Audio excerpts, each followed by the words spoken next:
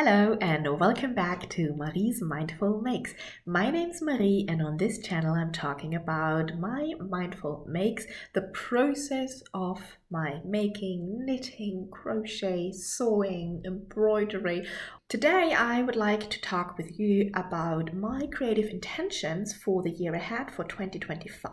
Every year I like to sit down and set out some creative intentions for the year ahead, maybe a creative theme, an overarching theme, just something to help me focus on in my creative journey, something that I can always return to when maybe every day is just a little bit too overwhelming, or I have so many projects that I would love to do to help me choose something to do. This is by no means meant to limit me in any ways, and for me personally, I realized that instead of limiting me, those creative intentions or those creative themes actually help me expand my creativity, be more experimental, just be a little bit more adventurous in ways to explore those themes and intentions. My creative theme for 2025 is back to the roots. And to use that theme to focus on what I personally really like and what I really want. This is something that relates most closely to my knitting, and it relates to why I got into being so full-time creative a couple of years ago. So I got started to make my own clothes in 2018 because I was really craving those bright colored vintage style cardigans and sweaters and the dresses to go with them from natural fibers. I was very much concerned with ethical materials and transparency of value chains of the raw materials or garments overall. That was before I got into making my own clothes. I had gotten really deep into fashion revolution and a more ethical way to approach clothing. So those elements stood at the very beginning of my maker journey.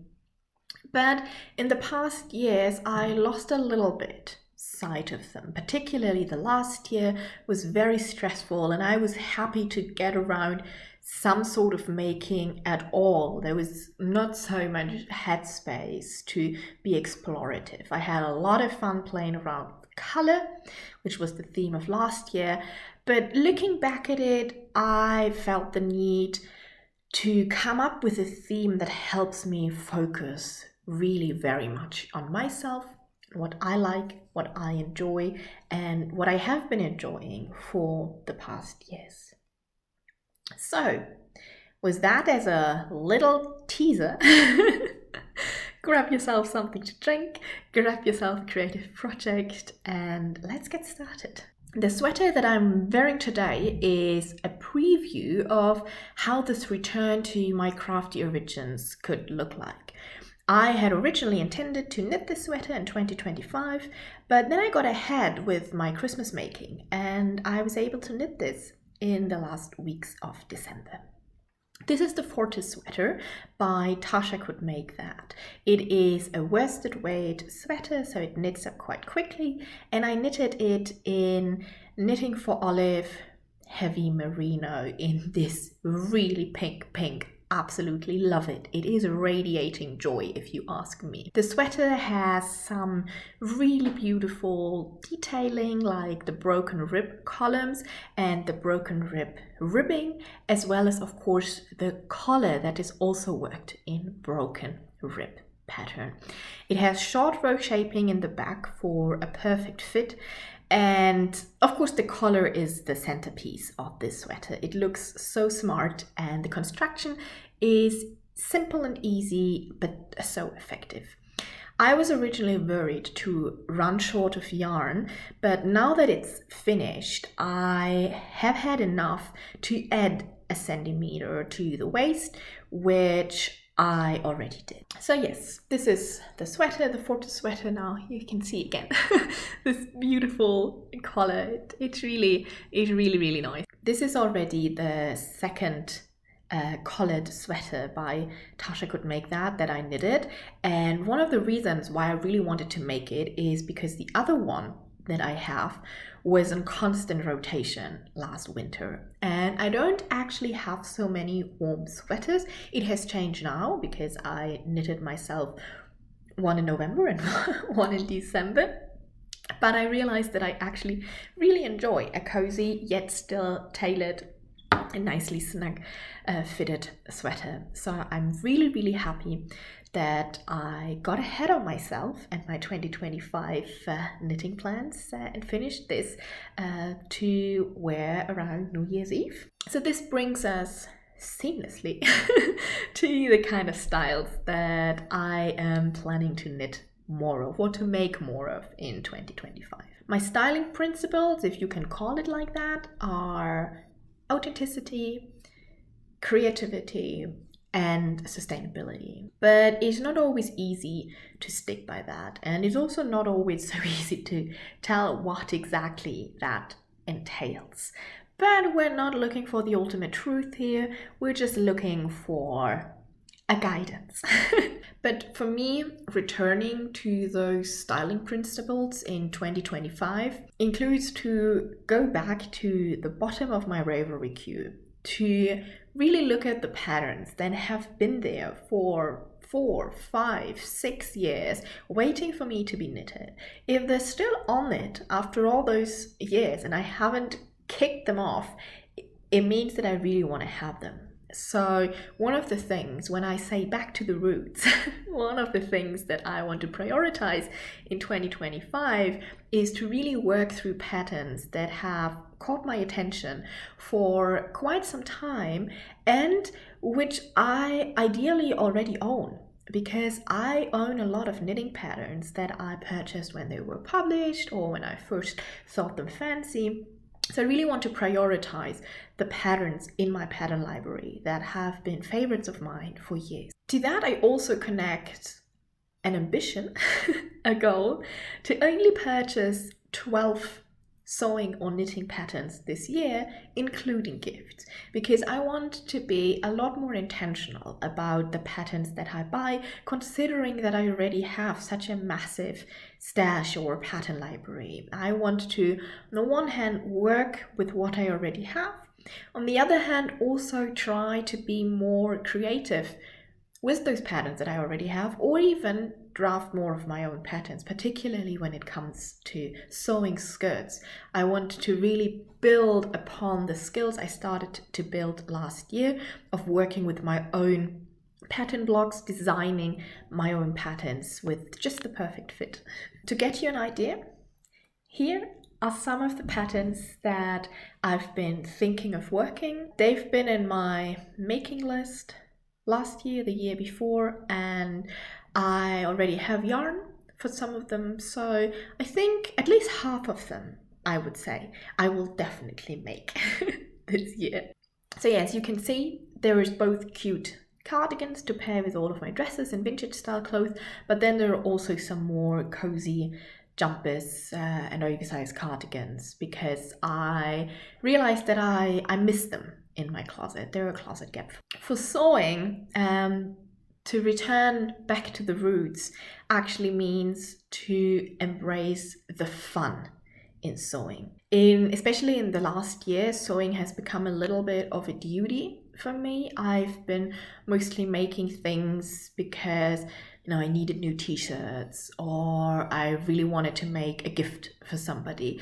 And this year I want to really embrace the fun in sewing, which means that I envision a lot of toy making in 2025, which is also a return to the roots of the roots, because when I was a child, I dreamt of being a toy maker.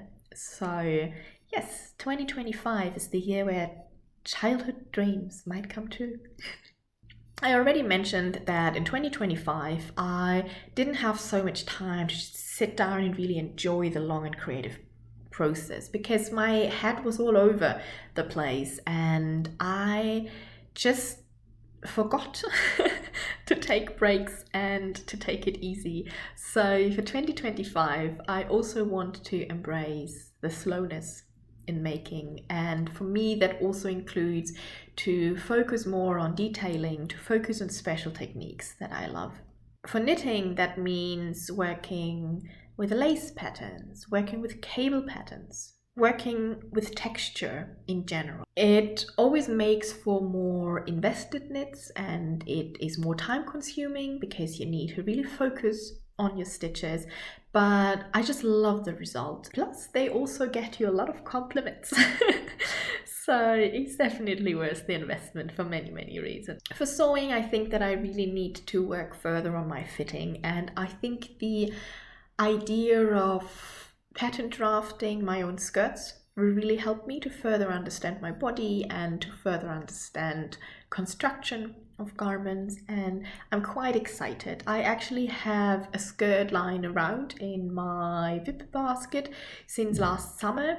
I drafted it, but then I drafted it poorly, so it doesn't really fit. And one of my first creative challenges of 2025 will be to finally fit that skirt to my body. I think it actually won't be that difficult. I'll be working with back darts, but we'll see.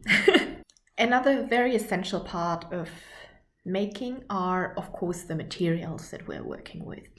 In 2024, I initially didn't buy any yarn because I had put myself under a 1-year yarn ban.